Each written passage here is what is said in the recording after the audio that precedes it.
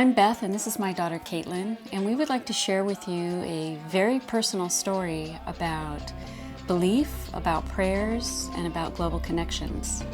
I want to share a story with you that I hope will lead you to make a contribution to the journey that Caitlin and I hope to make later this year. I was a Peace Corps volunteer in the Democratic Republic of Congo, which back then was still known as Zaire. I taught English at a high school in a small village that would come to change my life.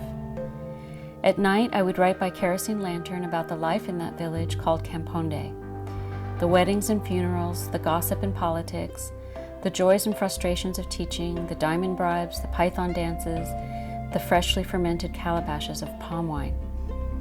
I wrote about the unrelenting kindness shown a young woman so far from home who really had no idea where she belonged in the world.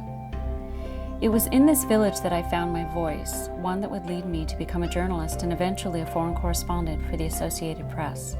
When my 2-year tour in Kamponde came to an end, and that was more than 30 years ago, I made a promise that I would come back and visit them one day, and that if I became a journalist, I would write about them. And I did.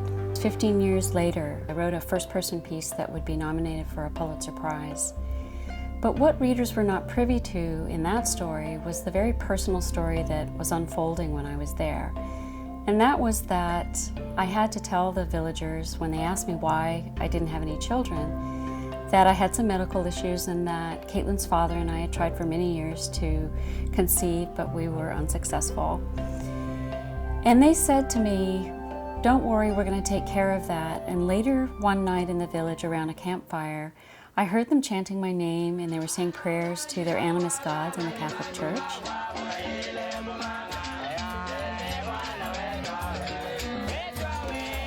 And I didn't really think much about it, but that it was a sweet gesture. And I remember going to bed that night in a little cot in the church rectory and still hearing the women chanting my name.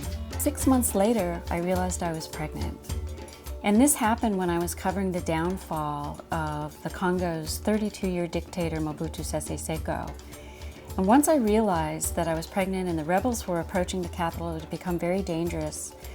Caitlin's father and I, Chris, took a canoe across the Congo River, and it was on that canoe that I told him, I think I might be pregnant.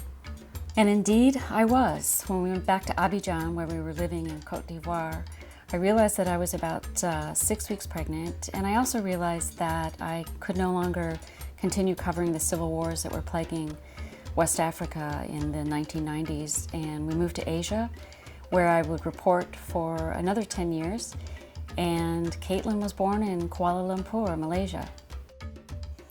I went back to Congo another 10 years later, in 2006, to write yet another story about how the village had survived the Civil War, which had been the deadliest global conflict since World War II. But my trip back was also to take them photos of the daughter that I knew some of them would believe had come from their prayers. I knew the letters and photos that I had sent likely had not arrived due to the country's broken postal service. And there they all were again. The cook, Chinyama, who had fed a generation of Peace Corps volunteers. The students I had once taught who were now teachers themselves or working in the fields. My favorite prostitute with whom I sat as she nursed her daughter dying of AIDS. Of course, the old chief, who was the chief when I was there in the Peace Corps, he had died, but there was now a new chief, and he welcomed me to the village and gave me this beautiful gift, a Katanga cross, which is made of copper and was once used as currency in what was the Belgian Congo. And he gave it to me to thank me for teaching the children of the village, and told me that today such crosses symbolize power and dignity. And on that last trip back 10 years ago, more than anything, the people of Kamponde wanted to know about the 11-year-old girl whose roots were tied to theirs. I showed them photos and told them how she loved to sing and dance, how she was born in Malaysia and grew up in India and Thailand. They pleaded with me to come back one last time with Caitlin so that they could bless her and that we could all sing around another fire.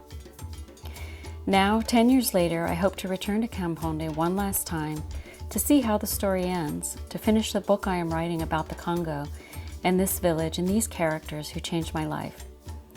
You can read a draft of the first chapter of this memoir, which is on my website linked to this Kickstarter page. Caitlin is now 18 and old enough to make this difficult journey, which will start with us flying to the capital, Kinshasa, and then taking another flight to the provincial capital, Kasai Occidental. From there, we will hire a 4x4 Jeep and a driver to take us the last 100 kilometers south by dirt road. I think I really want to meet these people just to thank them for taking care of my mom when she was in this new, huge world that was probably very scary. And I mean, going to Africa would be an amazing experience, and she's been talking about it all my life, so it would be great to finally fulfill that. But I think it'll be really good for her to get away from the digital world and to see how most of the world lives, and to get to know her mother's childhood and why all her life she's been listening to me talk about this village. This trip that Caitlin and I hope to make later this year will also be filmed by a videographer who will be traveling with us for what we hope will be a documentary film. And if you're wondering how I could take this young woman on such a difficult trip, I have friends, former students, Congolese journalists, and other former Peace Corps volunteers who will be traveling with us along the way.